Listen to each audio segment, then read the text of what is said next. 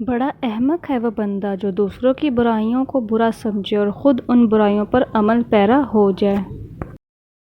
جو بندہ حماقت کے کام کرتا ہے لوگ اسے رذیل کہتے ہیں۔ جو محتاجی حماقت کی وجہ سے ہو اس کو کوئی مال کچھ فائدہ نہیں پہنچاتا۔ حکمت ایک درخت ہے جو دل میں جنم لیتا ہے اور زبان پر پھل لاتا ہے۔ جو چیزیں سننے میں آئیں ان سب کی لالچ نہ کرو، یہ بہت بڑی حماقت و بے وقوفی ہے۔ اور جو چیزیں فنا ہونے والی ہیں ان کی خواہش نہ کرو، اس قسم کے خیال سے سراسر نقصان دہ ہیں۔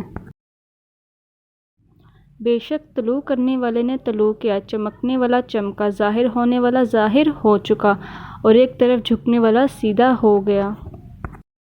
کمال مروت اور مردانگی یہ ہے کہ انسان اپنی جان سے بھی حیا کرے اور برے کاموں اور گناہوں سے باز رہے۔ ہر وہ دن تمہارے لیے عید ہے جس دن تم اپنی ماں سے مسکرا کر بات کرو۔ جس شخص میں حسن خلق موجود ہوتا ہے اس کے دوست زیادہ ہوتے ہیں اور دشمن کم۔